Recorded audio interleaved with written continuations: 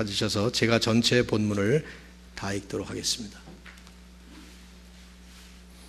사도행전 28장 11절부터 마지막 31절까지 제가 다 읽겠고요. 여러분이 마지막 절만 함께 읽어주시면 되겠습니다. 11절부터 읽습니다.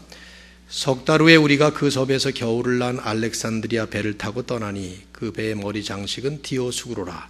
수라구사에 대고 사흘을 있다가 거기서 둘러가서 레기온에 이르러 하루를 지낸 후 남풍이 일어남으로 이튿날 보디올에 이르러 거기서 형제들을 만나 그들의 청함을 받아 이레를 함께 머무니라.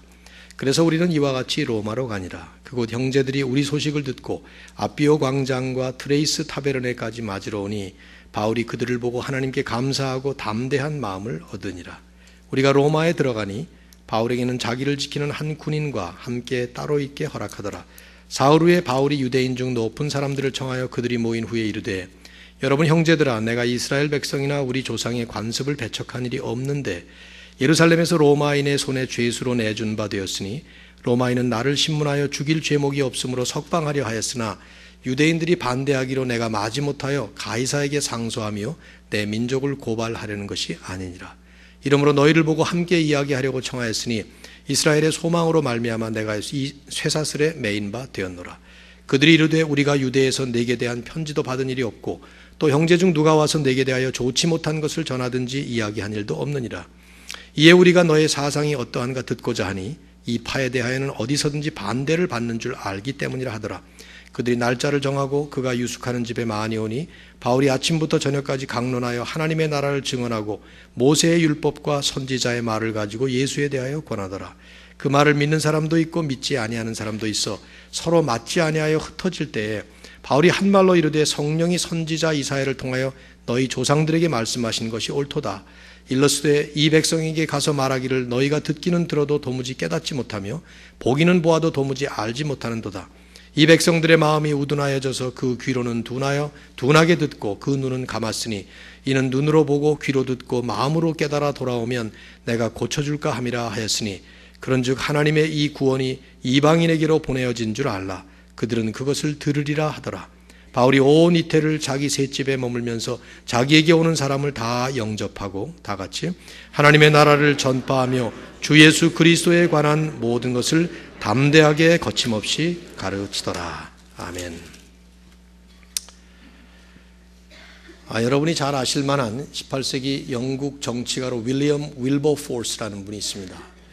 전기작가 존 펄럭이라는 사람이 영국 국민이 이룩한 가장 위대한 도덕적 업적이라고 치하를 했고 역사가 추레블리하는 세계 역사상 가장 획기적인 사건이었다는 극찬을 했던 영국 노예 매매 제도를 폐지한 주인공입니다. 윌버포스가 나이 27살 되던 때 1787년 10월 28일 회심한 지 2년이 되던 때에 그는 자신의 일기에 이렇게 썼습니다. 전능하신 하나님은 내 앞에 두 가지 사명, 두 가지 큰 과제를 주셨는데 하나는 노예 매매의 폐지와 도덕의 개혁이다. 그렇게 썼습니다. 그 이후 47년 동안 그는 부패한 영국 사회의 개혁을 위해서 그 부패의 핵심인 노예 매매 제도를 폐지하는 운동을 주도했습니다. 그는 50년 동안을 오직 그 한 길만을 위해서 달렸어요. 당시 노예 제도는 전 세계 모든 나라들이 이미 다 공인하고 있는 제도였고 특히나 이 노예 매매는 대영 제국의 그 국고의 가장 큰 비중을 차지하는 일종의 내셔널 비즈니스격인 그런 일이었습니다. 그러니 대부분의 사람들이 다 노예 매매 제도를 옹호하고 있었고 기득권층, 특별히 왕족들, 귀족들 이런 사람들이 전부가 다 이 노예 매매 제도를 다들 서포트했던 것이죠. 그러니 그런 가운데에서 노예 매매 제도를 폐지하는 운동을 펼쳤으니 이게 얼마나 힘들었겠습니까? 반대도 심했고 협박, 공갈, 어려운 일도 많이 겪었어요. 그의 친구들이 쓴 편지 가운데 하나에는 이런 글도 있습니다. 나는 아무래도 윌리엄 자네가 언젠가 인도의 공장장에게 난도질을 당해 죽거나 아프리카 상인들 손에 바베큐가 되어서 식인종들에게 먹혔다는 그런 뉴스를 들을 것만 같다.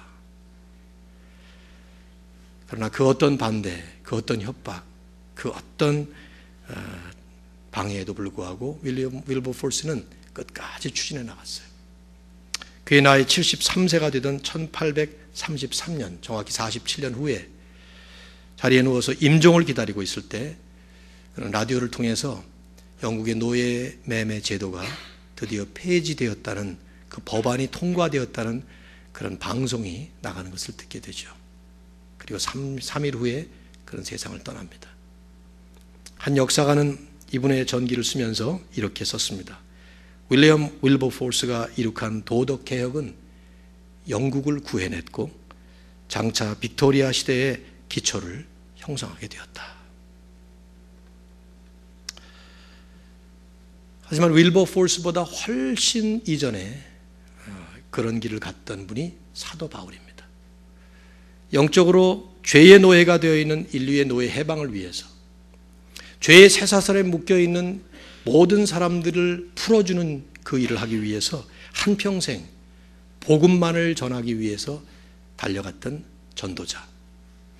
우리가 이미 사도행전을 통해서 쭉 봤습니다만 그가 걸었던 길은 핍박의 길이었습니다. 엄청난 방해, 그리고 어려움, 괴로움, 억울하게 감옥을 수도 없이 들어갔죠.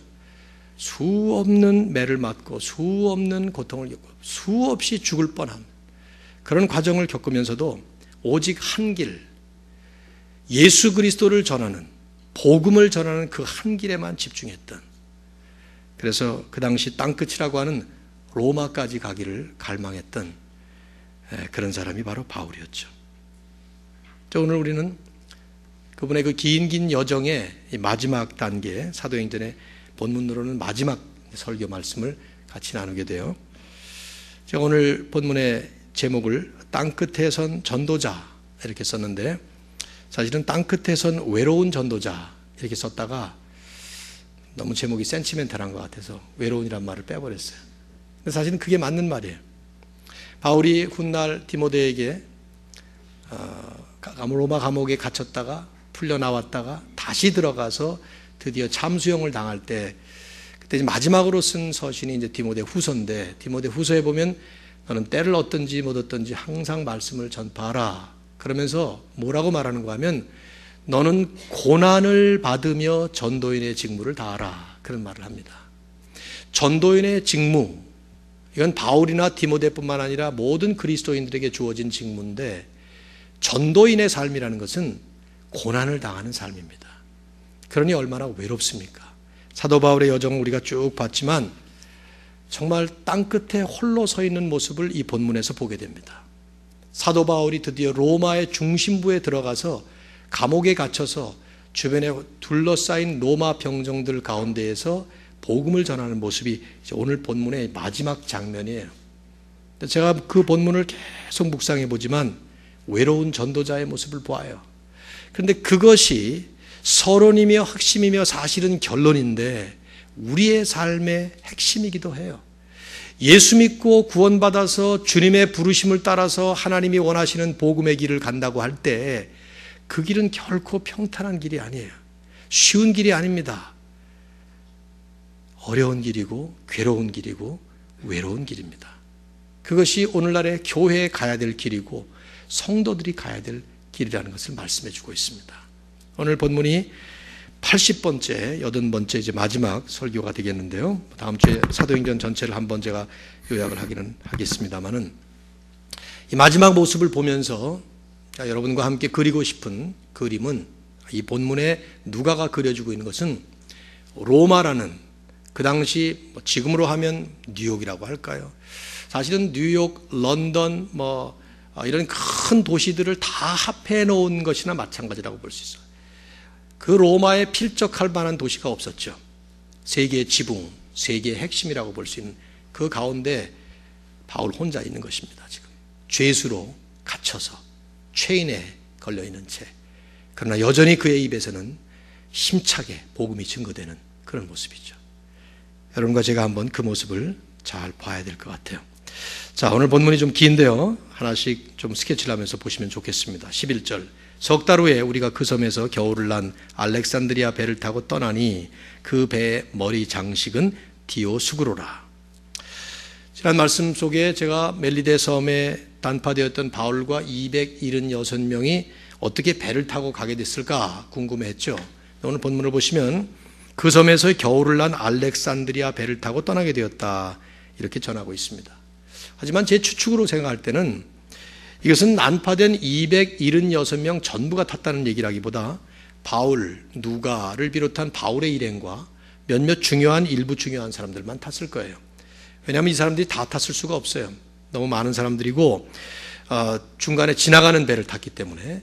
다만 다른 사람들은 아마도 여러 가지 다른 배편을 사용했을 거라고 생각돼요. 어쨌든 누가는 이 글을 기록하면서 이런 내용들을 적는 것보다 다른 한 가지 사실을 우리에게 부각시켜서 강조를 하고 있습니다. 그게 뭐냐면 그 배의 이름이에요. 알렉산드리아 뱃머리에 새겨진 머리 장식 글자입니다. 일종의 그 배의 간판 같은 배 이름이죠. 지금도 배들을 보면 배의 이름들이 있잖아요. 그런 거나 비슷해요. 그 이름이 뭡니까? 디오스구로라는 이름이었습니다. 이것은 하늘의 쌍둥이들이라는 뜻입니다. 그 당시 히랍 신화에 나오는 제우스, 로마 신화의 주피터의 두 아들, 우상신들이죠. 카스토와 폴럭스 형제를 지칭하는 그 용어예요. 왜냐하면 이 두 신들이 그 당시 항해 신들로 여겨졌고 뱃사람들의 보호자로 여겨졌기 때문에 이 배는 거기다 간판을 그렇게 쓴 거예요. 그들을 보호하는 신이라고 쓴 것이죠. 누가가 왜 이 우상신들의 이름을 지금 이렇게 명확하게 고유명사로 우리에게 이름을 밝히고 있을까? 이유는 간단합니다. 역설적인 교훈을 전하기 위해서죠. 즉 인생의 진정한 항해자, 인생 항해의 진정한 보호자는 이런 우상들이 아니라 주님이시다 하는 걸 보여주기 위해서 역설적으로 이렇게 모습을 보여주는 거죠. 바울이 얼마나 우스꽝스러웠겠어요. 지난 27장에서 유라굴로 광풍을 통해서 사도 바울은 이들 중에 누구보다도 항해의 주인은 누구시다? 주님, 하나님이시라는 것. 그들을 보호하고 계시는 분은 주님이라는 사실을 누구보다도 알고 있었고 사도 바울 덕분에 276명 전부가 다 아주 분명하게 깨달은 것. 뭡니까? 단 한 사람도 죽지 않을 뿐만 아니라 다치지조차 않은 것은 그건 주님의 보호심이고 주님의 도와주심이고 주님의 보호하심 때문이었어요. 그것을 누가는 27장에서 자유주의 신학자들이 도대체 이런 얘기가 왜 27장에 이렇게 상세하게 기록됐을까? 이건 누가 짜집기 한 거다. 이렇게 해석할 만큼 이해가 잘 안 되는 얘기를 상세하게 그리고 분명하게 강조한 거예요. 인생의 항해는 주님의 손에 달려있다. 인생 항해를 지켜주시고 인도하시는 분은 세상의 헛된 우상들이 아니라 바로 하나님이시고 주님이시다. 그걸 보여주는 것이죠. 그러나 지금 바울이 가고 있는 곳은 로마라고 하는 곳은 우상과 허상과 온갖 신화를 믿고 있는 곳이었습니다. 비록 겉으로 보기에는 아주 호화로운 곳이었어요. 그 당시 세계 최첨단 문명의 현대 도시였고 세계 최고 수준의 화려한 명성을 떨치는 곳이었지만 그러나 그 로마는 실상은 아무 힘도 없는 우상을 믿고 존재조차 없는 허상을 신으로 받들고 세상 사람들의 상상력에서 나온 로마 신화를 믿고 있는 그런 곳이었습니다. 그런 곳을 향해서 사도 바울은 진정한 인생 항해의 주인은 예수 그리스도시다. 우리의 인생의 주인은 하나님이시다 하는 복음을 증거하기 위해서 그곳을 향해 가고 있었던 것이죠. 누가는 이 아이러니컬한 모습을 지금 보여주는 거예요. 그런 사도 바울을 태운 배가 디오스구로가 지금 우리를 지키고 있다 하는 걸 보여주는 배 속에 타고 있다는 얘기를 하고 있는 것이죠. 여러분, 지금도 우리 주변에도 수많은 사람들이 우상을 섬기고 있고 허상을 따라가고 있고 헛된 신화를 믿고 살아가고 있습니다. 그리고 그 가운데 우리는 그런 이들을 향해서, 그런 세상을 향해서 진정한 인생 항해자는 주님이시다. 인생의 주인, 역사의 주인이 하나님이시다 하는 것을 선포하는 복음을 증거하는 사명을 가지고 사는 것입니다. 이게 우리들이 서 있는 우리의 현 주소예요. 근데 그렇게 하려면 우선 우리가 먼저 믿고 체험하고 그리고 고백하고 선포해야 되겠죠. 그렇죠? 우상이 아닌 참 하나님, 허상이 아닌 여호와 하나님, 디오스구로 같은 그런 신화적 존재들이 아닌 진정한 예수 그리스도, 그분이 우리 항해의 기호로 붙여져 있어야 된다 이 말이에요. 간판을 그렇게 달자는 얘기가 아니에요. 간판이야 많죠. 한국에 가면 교회 다니는 사람들마다 다들 집집마다 교패가 붙어 있어요. 무슨 교회 다 붙어 있습니다. 그거 안 붙이면은 동네 교회들이 얼른 와가지고 또 자기네 교회 나오라 그러면서 막 붙이고 갑니다. 제가 평촌에서 교회 개척을 처음 하는데 소문을 들었어요. 어떤 한 집에 시어머니가 A라는 교회를 다니고 며느리가 B라는 교회를 다니는데 공교롭게도 그 두 분들이 아마 교회를 옮기면서 시어머니는 A라는 교회를 택해서 갔고 며느리는 B라는 교회를 택해서 갔는데 양쪽에 신방을 담당한 목사님들이 오셨다가 문에서 만난 거예요. 교패를 붙이다가 싸움이 붙었어요. 목사님 두 분이. 별일이 다 일어나죠. 네. 아니 그런 패를 붙이는 게 뭐 이렇게 중요해요? 방 안에 십자가가 걸려 있으면, 예수님의 초상화가 안방에 붙어 있으면 그러면 그 집의 주인이 예수님인가요? 삶이 그렇게 돼야지. 저도 한국에 있을 때 예수님의 그 초상화를 담은 그 액자를 누가 선물을 해서 한동안 한참 붙여놓고 있었어요. 여러분도 많이 보셨을 것 같아요. 기독 서점 같은 데 가면 파는 건데 장발을 하고 그리고 잘생긴 서양 사람 얼굴 하는데 제가 그걸 몇 년 동안 붙이고 있었는데 보면 볼수록 머리 형태는 저 대학 시절의 머리하고 비슷하고 얼굴은 그렇게 생긴 것 같지가 않고 제 마음에 뭐 이거 붙여놓는 게 뭐 누가 선물을 했으니까 붙여놨다가 버리려고 그랬더니 저 동서 형님이 달라고 그래서 지금은 분당에 그 형님 댁에 가 있습니다. 우리 교회 교인들은 신방을 해보니까 뭐 그런 거 붙어 있는 집은 없는 것 같은데 뭐 붙여도 좋죠. 그러나 그보다 더 중요한 것은 우리의 삶이에요. 내 삶의 그 보좌에 주님이 앉아 계시고 우리 집안의 가장 중심, 핵심, 파운데이션에 하나님께서 자리하고 계신 그것이 중요하지. 교패를 걸면 뭐하며 간판을 걸면 뭐하며 사진을 붙이면 뭐하겠나 이 말이지. 지금 이 아이러니컬한 모습을 우리가 여기 이 본문 11절에서 볼 수 있어야 돼요.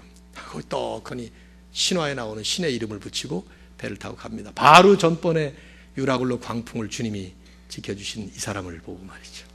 이걸 누가는 아이러니컬한 모습으로 보여주는 거죠. 누가는 함께 동행했던 게 분명해요. 그래서 12, 13, 14절을 보면은 거기 지나가는 도시들 이름을 다 대고 있습니다. 수라구사, 멜리데 북동쪽에 있고 시실리의 수도인 그곳에서 사흘을 지내고 레기온이라고 하는 이탈리아 발끝까지 생긴 부분에 위치해 있는 곳인데 거기에 도착을 해서 하루를 지낸 다음에 그 다음에 육로를 통해서 보디올이라는 곳에 갔습니다. 거기서 7일 동안 머물렀죠. 중요한 건 15절이에요. 15절 보세요. 같이 읽을까요? 다 같이 시작. 그곳 형제들이 우리 소식을 듣고 아비오 광장과 트레이스 타베르네까지 맞으러 오니 바울이 그들을 보고 하나님께 감사하고 담대한 마음을 얻으니라. 그 지역에 아마 유명한 그런 명소였던 것 같아요. 아비오 광장, 또 트레이스 타베르네. 이 말은 헬라어를 그대로 번역을 했네요. 근데 이름이었던 것 같습니다 아마. 그래서 이렇게 한 것 같은데 트레이스라는 말은 three라는 뜻이고 타베르네 한 말은 영어의 taverns, 뭡니까? 술집이죠. 그러니까 three taverns, 영어 성경은 다들 그렇게 번역을 했어요. 그러니까 아마도 그 고대 로마에 유명한 술집이 세 군데가 모여 있었나 보죠. 지금 한국 가면 뭐 여러분이 술집 그러면 유명한 집들이 있잖아요. 뭐 이렇게 먹거리촌 그런 데 있고 보신탕집 잘하는 집, 뭐 그러면 어디, 안양에 어디 이런 데 가면 있습니다. 대교식당 뭐 이런 데 가면 있고 뭐 그런 걸로 유명한 그런 곳인 것 같아요. 우리가 주목할 부분은 거기까지 형제들이 맞으러 온 거예요. 그 형제들이 누굽니까? 여기 형제들이라는 말이 로마 교회 교인들이죠. 그 당시는 우리처럼 이렇게 한 지역, 한 건물에 모여서 예배드린 게 아니라 그 도시 전체에 있는 사람들을 다 총칭해서 교회라고 불렀어요. 고린도시 전체에 있는 성도들을 고린도 교회, 로마 전체에 있는 교인들을 로마 교회, 로마 교회 교인들이 맞으라고 온 거예요. 근데 맞으러 오니까 바울이 그들을 보고 그 다음에 중요해. 하나님께 감사하고 담대한 마음을 얻으니라. 이 모습을 주목할 필요가 있어요. 바울을 마중나와 맞이하는 로마 교회 성도들의 모습과 그들을 대하는 이 사도 바울의 그 마음의 그 모습. 바울은 이미 고린도에서 오래전에 사역을 하면서 로마 교회에 보내는 편지를 보냈습니다. 로마서는 그때 쓴 거예요. 로마서는 로마 교회에 지금 여기 도착하기 오래전에 쓴 것이죠. 그때 뭐라고 썼는가 하면 한 번도 로마를 가본 적이 없었기 때문에 로마서 1장 9절을 보면 항상 내 기도에 쉬지 않고 너희를 말하며, 기도만 하면 이들의 기도가 나온 거예요. 어떠하든지 이제 하나님의 뜻 안에서 너희에게로 나아갈 좋은 길 얻기를 구하노라. 최선을 다해서 로마 교회에 가고 싶었어요.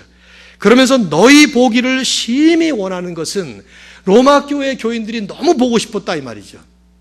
왜요?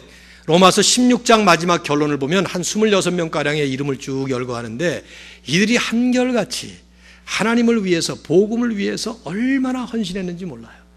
그 중에는 물론 아굴라와 브리스길라 같은 이미 알고 있는 사람도 있었지만 대부분은 만나보지 못한 사람들이 대부분이었어요. 말만 듣고 그렇게 쓴 것입니다. 근데 그런 사람들을 지금 처음 만나는 것이죠. 그래 너무 감격스러웠던 거예요. 그래서 그들을 보고 하나님께 감사하고 담대한 마음을 얻으니라. 상상해 보세요. 혼자서 로마에 들어가는데 로마 병정들의 손에 붙잡혀서 죄수의 몸으로 이제 들어가면 복음을 전할 수 있겠는지, 마음으로는 가이사 앞에서 복음 전하겠다고 왔지만 어떻게 될지 모르는, 사도행전 17장에 아테네에 갔을 때만 해도 마음이 낙심이 돼서 털커덕 내려왔었던 이 사람이 아테네보다도 훨씬 더 방대하고 거대하고 엄청난 신화에 잠겨져 있었던 로마의 중심부로 들어가면서 이 마음이 어땠겠나 생각해 보세요. 그런데 이들을 만나고 하나님께 감사하면서 담대한 마음을 얻으니라.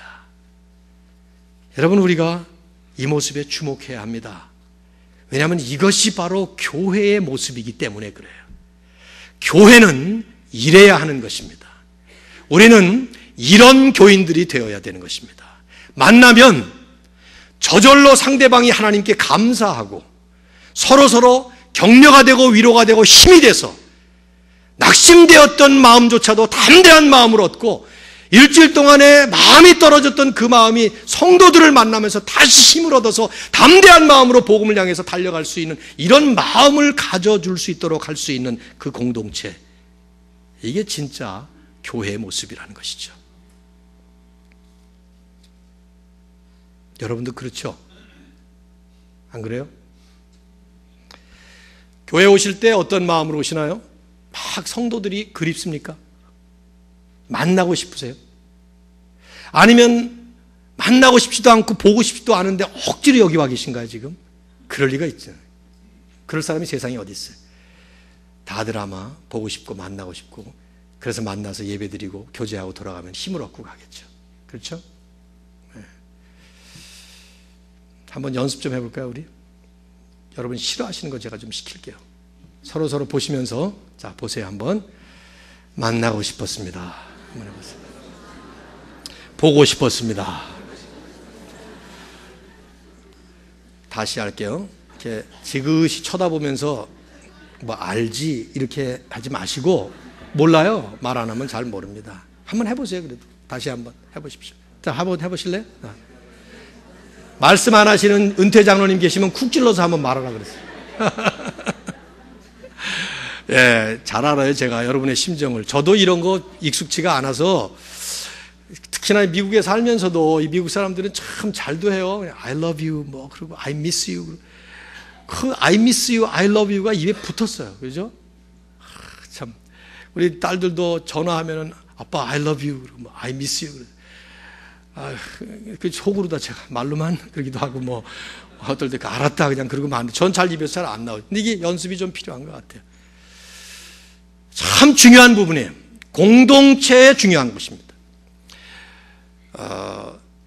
우리가 하나님의 복음, 하나님 나라를 위해서 부름받아서 가긴 가는데 엘리베이터를 타고 가면 안 돼요. 여러분 엘리베이터가 뭔지 아시죠? 엘리베이터를 보는 사람이 어디 있어요? 엘리베이터 타면 어떤 현상이 일어나죠? 가는 방향은 다 똑같아요. 올라가는 사람은 다 올라가는 것 타고 내려가는 사람은 다 내려갑니다. 방향은 다 같아. 올라가는 방향을 탔지만 7층, 5층 자기 용건에 딱딱 맞게 붙은 걸 그 다음에 가만히 불빛만 바라보고 있습니다. 요즘 현대교회의 모습이 꼭 대형 엘리베이터 같다는 느낌이 들어요. 방향은 다 같아요. 가긴 다 가죠. 천국을 향해서 가고 주님을 향해서 가고. 근데 가는 길목, 가는 과정 속에 다들 묵묵히 서로 보고만 있는 이런. 엘리베이터에서 만난 사람 만났다가 헤어지는 게 뭐 이렇게 섭섭합니까? 전혀 섭섭하지 않잖아요. 그렇죠? 이 사람 어디서 봤지? 뭐 이러면서 가지 않습니까? 이건 말이 안 되는 모습이죠. 교회는 엘리베이터가 되면 안 됩니다. 교회는 지금 이 모습이 되어야 됩니다. 너무 만나고 싶고 너무 보고 싶어서 미리 편지를 했어요, 사도 바울이. 그리고 난 다음에 만나니까 너무 기뻐서 하나님께는 감사하고 서로에게는 담대한 마음을 얻으면서 이야, 드디어 내가 로마에서도 복음을 전할 수 있을 게 됐구나. 이 사람들 때문에 내가 할 수 있겠구나. 힘있게 그 로마의 심장부를 향해서 그 다음에 들어갑니다. 누가는 16절에 우리가 로마로 들어가니 라는 말을 그래서 쓴 거예요. 로마의 심장부를 향해서 들어갔다 하고 얘기를 하는 것이죠. 그 말이 담대한 마음을 얻으니라 바로 뒤따라 온다는 것을 기억할 필요가 있어요. 교회에서 예배드리고 공동체에서 함께 교제하고 세상을 향해 떠나갈 때 성도들의 마음이 어떻게 돼야 되는가? 힘을 얻어야 돼요. 감사의 마음으로 가득 차야 됩니다. 하나님을 향해서는 감사, 찬양이 나와야 되고 서로를 향해서는 내가 당신 때문에 힘을 얻었습니다. 당신 때문에 이제 살맛이 납니다. 당신 때문에 세상을 향해서 힘있게 발걸음을 옮기게 되었습니다. 이렇게 나올 수 있어야 된다 이 말이죠. 할 수 있겠어요? 내년에 우리가 교회 강조 사역을 예배와 교제로 정했습니다. 예배와 양육인데요. 뭐 양육은 없앤다는 뜻이 절대로 아니에요. 우리들이 매년 그저 5개 예배, 양육, 교제, 섬김, 전도, worship, discipleship, fellowship, serving, witnessing. 우리 교회 오래 다니신 분들은 다들 이제 아시게 되는데, 그래서 그 5가지 사역을 잘해서 세계 선교를 향해 나아가자 그 뜻인데, 매년마다 예배는 항상 강조가 되고 그 외에 양육, 뭐 이런 섬김, 뭐 이런 것들을 강조하는데 내년에는 교제를 강조하려고 그래요. 그리고 여기다가는 하나님의 사랑을 풍성히 나누는 해 이렇게 하려고 합니다. 당회에서 그렇게 정해서 이제 가는데 교제, 특별히 여러분 많은 생각하시고 또 열심히 최선을 다해서 애를 써주시면 좋겠습니다. 이건 노력이 필요해요. 깊은 노력이 필요하고 많은 희생이 필요합니다. 자기 좋은 사람끼리 끼리끼리 모이는 것은 세상적인 패가름이에요.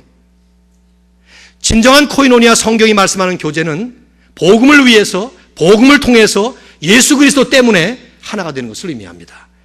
바울은 빌립보 1장 27절에서 복음에 합당하게 생활하라, 복음에 합당한 생활을 하라, 그런 말씀하면서 즉각적으로 덧붙이기를 한 마음으로 서서 one heart, 한 뜻으로 복음의 신앙을 위하여 협력하라. 이게 복음을 위해서, 복음을 통해서 이루는 그리스도 안에서 누리는 교제라는 말이죠. 이것이 서로에게 이루어져야 돼요. 같이 나누어져야 된다 이 말이죠. 2015년이 그런 멋진 모습을 이루어가는 복된 한 해가 되시기를 주님의 이름으로 축원합니다. 이건 서로 노력해야 돼요. 잘하던 교제가 어떤 한 사람 때문에 깨질 수 있습니다. 어물전 망신 꼴뚜기 한 마리가 시킨다는 말의 속담처럼 교회 공동체의 분위기도 쉽게 그렇게 깨어질 수 있습니다. 최선을 다해서 이를 향해서 갔으면 합니다. 로마 교회는 이런 면에서 대단한 교회였다는 생각이 들어요. 그 어려운 척박한 땅에서 이런 모습을 잘 이루어갔으니까 말이죠. 여러분이 로마서를 한번 읽어보세요. 자, 16절, 우리가 로마에 들어가니 바울에게는 자기를 지키는 한 군인과 함께 따로 있게 허락하더라. 일종의 자택연금 상태로 들어간 것이지만 사도 바울은 군사에게 묶입니다. 그 당시에 중범죄달이나 또 이런 로마에 와서 재판을 받는 사람들은 다 그렇게 했다는 것이 학자들의 공통 의견인데, 아마도 24시간을 넷으로 나누어서 6시간씩 4교대로 4명의 군인이 쇠사슬에 바울과 함께 묶이는 겁니다. 바울의 오른손, 군인의 왼손이 쇠사슬에 묶이는 거예요. 도망가지 못하도록. 그게 이제 6시간씩 4교대를 하는 거죠. 잠잘 때까지 그래요. 감옥에 갇힌 셈이 된 거죠. 근데 바울이 사흘이 지난 다음에 17절 보시면은 유대인 중에 높은 사람들을 청했어요. 불렀습니다. 왜 유대인들을 불렀을까? 얼른 생각하면 어디 가서든지 유대인에게 먼저 복음을 전하고 안 받으면 이방인에게로 전했으니까 여기서도 이방인의 수도라고 할 수 있는 로마에서도 역시 유대인부터 먼저 복음 전하기 위해서 그랬을 것 같지만, 그러나 유대인 중에 높은 사람들을 청했다는 것은 지도자들을 불렀다는 얘기예요. 17절부터 20절까지를 보시면 사도 바울이 자기를 먼저 변호하려고 했어요. 3가지를 변호합니다. 17절, 18절, 19절, 20절 이렇게 보시면은, 첫째, 나는 이스라엘을 배척한 적이 없습니다. 이스라엘의 관습을, 전통을 내가 무시한 적이 없습니다. 그게 첫 번째 자기 변호예요. 그런데 내가 오해를 받아서 예루살렘에 있을 때 로마인에게 죄수로 넘겨졌습니다. 하지만 로마인들이 나를 재판했지만 무죄로 나는 판정이 됐습니다. 이미 우리 다 봤잖아요. 세 번째, 그럼에도 불구하고 나를 놓아주려고 할 때 유대인들이 반대했기 때문에 할 수 없이 나는 가이사 황제에게 호소할 수밖에 없었습니다. 그러면서 20절에 이렇게 말합니다. 보세요. 너희를 보고 함께 이해하려고 청하였으니 이스라엘의 소망으로 말미암아 내가 이 쇠사슬에 매인 바 되었노라. 그러면서 나는 지금 이렇게 쇠사슬에 매여 있지만 실제로 우리 민족을 고발하거나 잘못을 저지른 게 아니다. 이런 식으로 변명을 하는 것이죠. 바울이 이런 말을 하게 되는 이유는 간단해요. 어디를 가든지 유대인들이 사도 바울이 전하는 복음을 방해했어요. 그랬으니까 로마로 와서 또다시 복음을 전한다고 할 때 또다시 유대인들이 극렬하게 반대를 하면 예루살렘에서처럼 복음 한번 전해볼 기회조차 얻지 못하고 수포로 돌아갈 테니까 여태까지 온 모든 게 다 헛수고가 되잖아요. 그래서 먼저 이 사람들을 불러서 이런 변호를 한 거예요. 근데 주목할 것은 이들의 반응이 의외적으로 호의적이었습니다. 오늘 본문의 21절을 보세요. 21, 22절. 그들이 이르되, 유대 지도자들이 얘기하는 것입니다. 우리가 유대에서 내게 대한 편지도 받은 일이 없고 또 형제 중에 누가 와서 내게 대하여 좋지 못한 것을 전하든지 이야기한 일도 없느니라. 사실은 예루살렘에서 바울이 붙잡혔을 때 그때 그 사람들이 했던 얘기는 이 사람 바울은 전 세상, 온 세상에서 유대인들에게 지금 분노를 일으키는 사람이다. 그렇게 얘기했거든요. 그런데 여기 있는 사람들은 바울에 대해서 나쁜 말을 한 것을 들어본 적이 없다는 거예요. 그러더니 오히려 22절, 우리가 너의 사상이 어떠한가 듣고자 하니 이 파에 대해서는 어디든지 반대를 받는 줄을 안다. 그러나 너에 대해서는 듣고 싶다. 여러분, 지나가는 교훈 같지만 중요한 교훈이 이 안에 담겨져 있어요. 하나님은 복음을 위해서 하나님의 사람들이 길을 갈 때 반드시 앞서가시면서 하나님 역사를 위해서 필요한 모든 것들을 다 준비시킨다는 것입니다.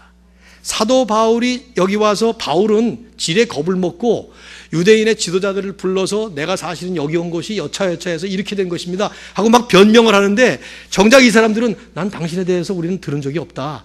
나쁜 말 들은 적이 없다. 오히려 당신의 사상이 어떠한 것인지 우리에게 좀 전해주면 좋겠다. 복음을 듣겠다는 거예요, 지금. 하나님께서 사도 바울 앞서가시면서 이미 다 로마에 있는 유대인들의 마음을 사로잡으시고 준비하고 계셨던 것이죠. 여호와 이레라는 말이 있지 않습니까?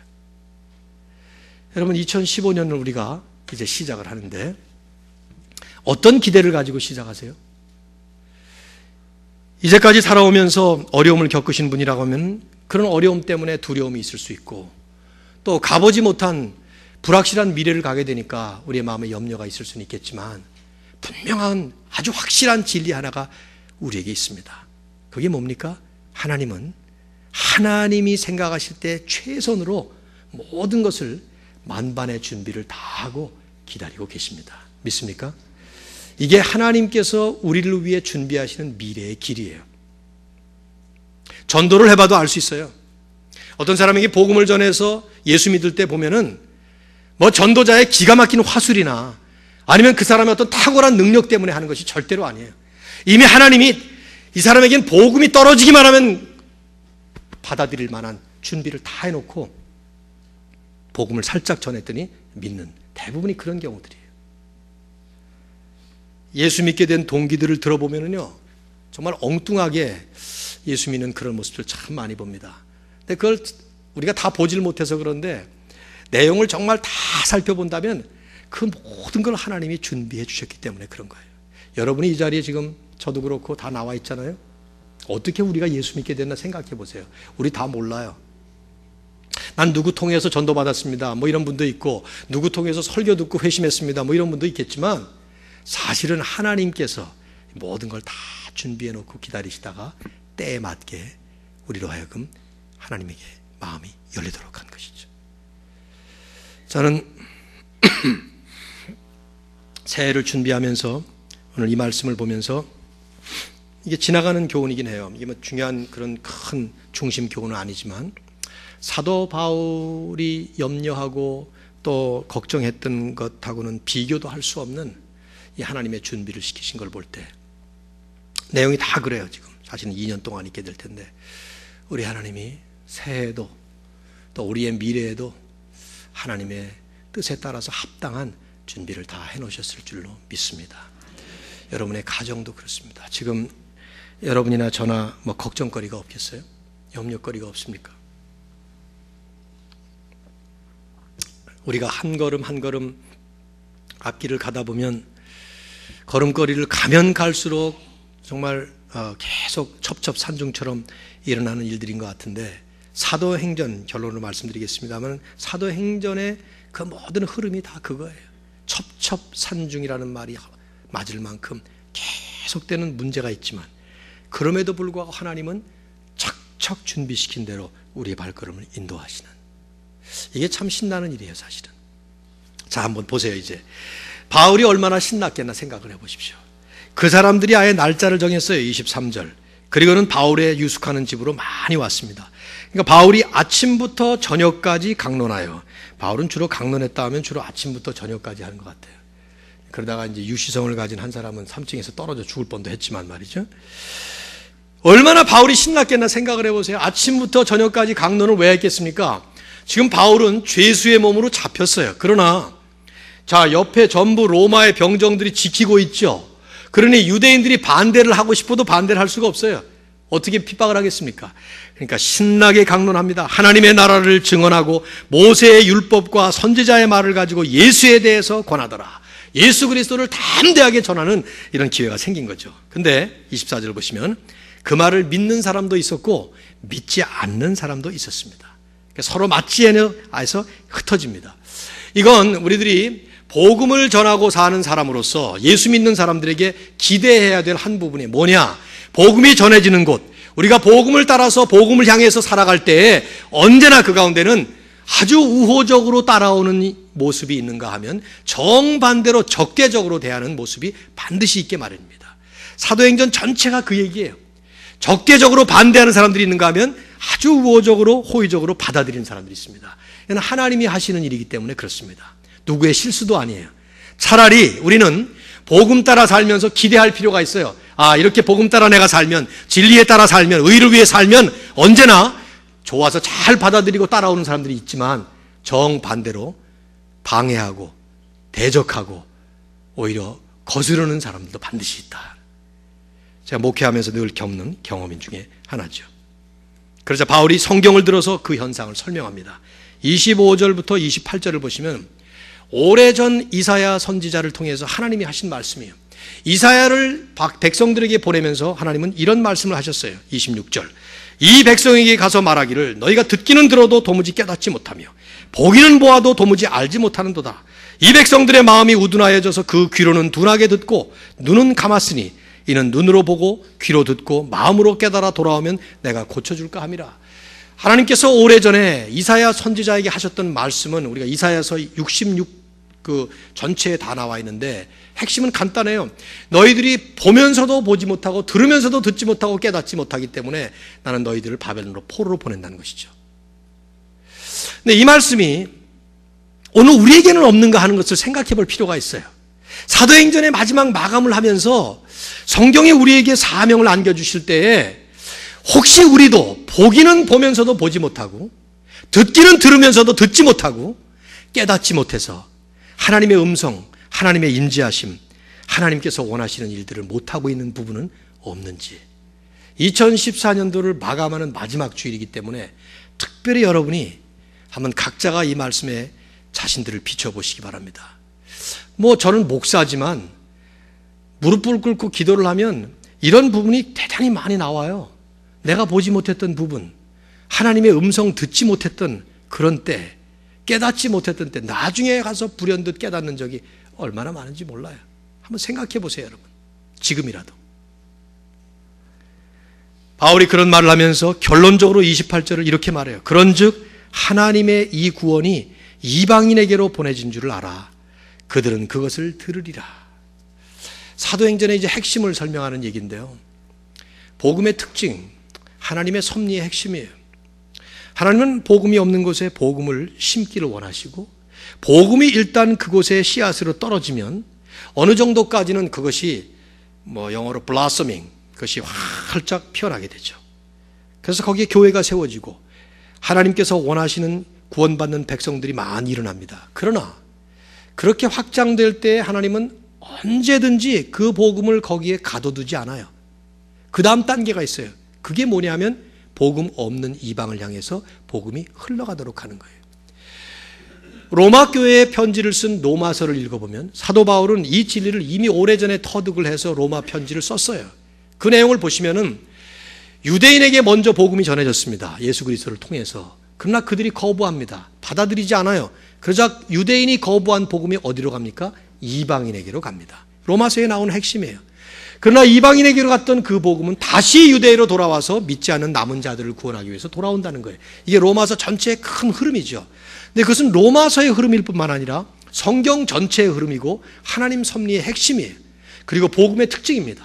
언제든지 복음은 복음 없는 곳에 씨앗처럼 뿌려져서 그곳에서 점점 확장되어서 열매를 맺는가 하면 거기에 머물러서 여기가 좋사오니 하고 끝나는 것이 아니라 다시 복음이 없는 것을 향해서 민들레 씨앗이 뿌려지듯이 뿌려지는 거예요. 물이 물 없는 곳을 향해서 달려가듯이 그렇게 또 흘러가는 것입니다. 그렇게 흘러온 역사가 교회사의 역사이고 우리가 한국 사람이니까 대한민국 120년 부흥사 교회사 선교 역사의 대표적인 모습이죠. 120년, 130년 전에 만주의 인삼장수였던 서상윤이라고 하는 한 사람을 통해서 세상 어디서도 볼 수 없었던 선교 역사 어디서도 찾아볼 수 없는 선교사가 들어가기 전에 이미 그 나라 백성들의 그 나라 말로 난곳 방언으로 성경이 번역이 돼서 성경을 들고 들어간 나라가 없어요. 그런데 대한민국에 복음이 들어올 때 이미 번역된 성경을 가지고 들어왔습니다. 그리고 몇 사람의 선교사들을 통해서 복음이 심겨졌어요. 불과 100년밖에 안 되지만 얼마나 왕성한 꽃을 피웠습니까? 지금 이 시점에 대한민국 조국교회가 저렇게 혼탁하고 무너지고 망가지고 하는 얘기들 들으시면 한편에 마음은 아파요. 그래서는 안 되죠. 그러나 어떻게 보면 너무 당연한지도 몰라요. 여기가 좋사오니 하고 그 복음이 가두어지게 되면 그건 썩게 마련이에요. 그것은 흩어져야 합니다. 우리는 흩어지기 위해서 모이는 곳이에요. 교회는. 그리고 하나님은 그것을 흩으십니다. 어디를 향해? 복음 없는 곳을 향해 뿌려지듯이 물이 흘러가듯이. 사실은 그래서 미국으로 이민을 오고 유학으로 오는 모든 사람들, 전 세계로 퍼지는 모든 이민자들과 유학생들, 하나님은 이 복음을 들고 땅끝을 향해서 디아스포라 코리안 크리스찬으로 보내시는 것이죠. 저는 저뿐만 아니라 우리 선교학자들 다 마찬가지고요. 이슬람과 기독교의 핵심 차이가 거기 있어요. 이슬람은 한 지역이 자기들 식으로 복음화가 되면, 우리 식으로 표현한다면 한 지역이 메카가 되면 그 지역을 놓치지 않습니다. 점점 지리적인 확장을 하죠. 그래서 이슬람이 지금 전 세계의 가장 넓은 영토를 차지하고 있어요. 이슬람 믿는 사람들 보면. 그러나 기독교는 복음은 단 한 번도 그래 본 적이 없습니다. 이 사도행전의 핵심 지역인 소아시아, 지금 터키죠. 사도행전의 역사의 현장이에요. 그런데 기독교 인구는 1%밖에 안 되잖아요. 그럼 복음은 죽었는가? 천만에요. 그곳에 필 만큼 피고 하나님은 그 복음의 씨를, 복음의 물줄기를 이방을 향해서 보내시는 것이죠. 그렇게 온 것이 대한민국이고 남미고 아프리카고 그렇게 가는 거예요. 지금도 마찬가지예요. 여전히 복음이 심어지면 그 다음에 계속 복음은 퍼져나가요. 이방 땅을 향해서 퍼져나가요. 그렇기 때문에 모든 교회의 핵심 방향은 반드시 복음이 없는 세상을 향해 땅끝까지 끝날까지 복음을 전하고 복음을 들고 나가고 복음을 보내는 그 역할이라 이것이죠. 우리 교회만 땅끝까지 끝날까지 세계 선교를 이루어가는 교회가 아니에요. 모든 교회가 사실은 다 이렇게 가는 것입니다. 이민교회는 특별히 이 명백한 사명을 깨닫지 못하면 우리는 반복음적으로 가기가 쉽습니다.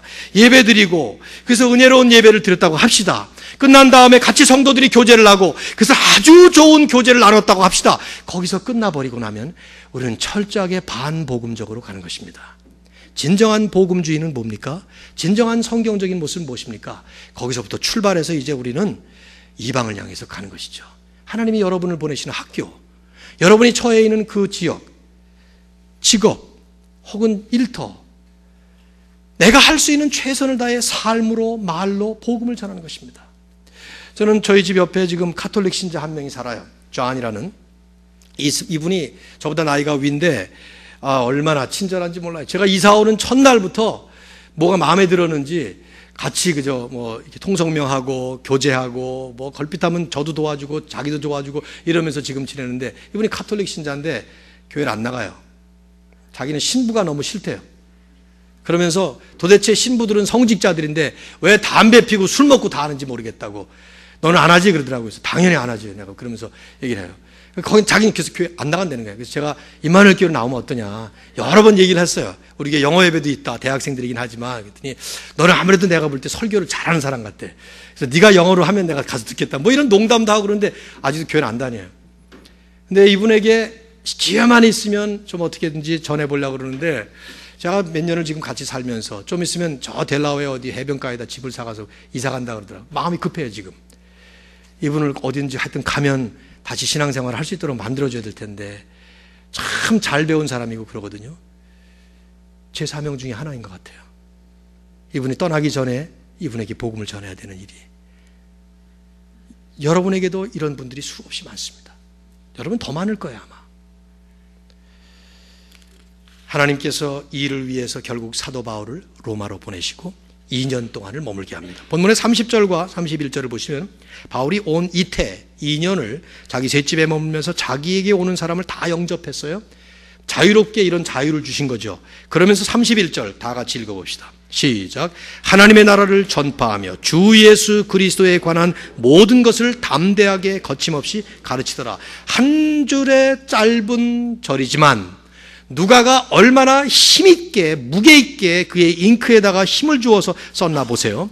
주 예수 그리스도에 관한 모든 것을 거침없이 담대하게 가르치더라. 담대하게, 바울의 마음의 자세, 거침없이, 물리적인 방해가 전혀 없었다는 거예요. 그러지 않았겠어요? 유대인들이 극렬하게 반대하던 그 반대가 이제는 할 수가 없죠. 로마 병정들이 둘러싸고 있어요. 로마 정부가 그를 보호하고 있어요. 오히려 2년 동안 사도 바울은 공식적으로 로마 정부의 보호 속에서 선교 집회를 한 거예요.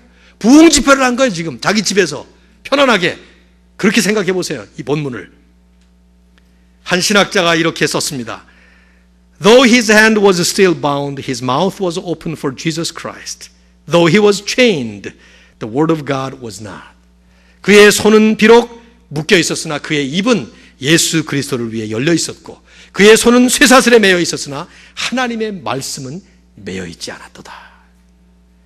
오히려 하나님께서 사도 바울에게 이런 환경을 만들어 주시면서 힘있게 로마 중심에 앉아서 복음을 전하도록. 바울은 여기서 4권의 성경을 씁니다. 에베소, 빌립보, 골로새, 빌레몬. 그중에 에베소, 빌립보, 골로새 이 3권의 교회를 향해서 쓴 서신을 보면 사도 바울이 이 옥중의 감옥에서 살지 죽을지 모르는 가운데서 썼던 그 모습이 역력히 드러나고 있고, 그래서 그의 마음, 정서, 많은 것들이 우리에게 공감을 주는 그런 말씀을 썼어요. 그리고 2년 뒤에 그는 추록이 됩니다. 그리고 나서 다시 감옥으로 들어오게 되는데, 그때 디도서, 디모데 전후서를 쓰고 참수형을 당하고 네로 황제에게 죽게 되죠.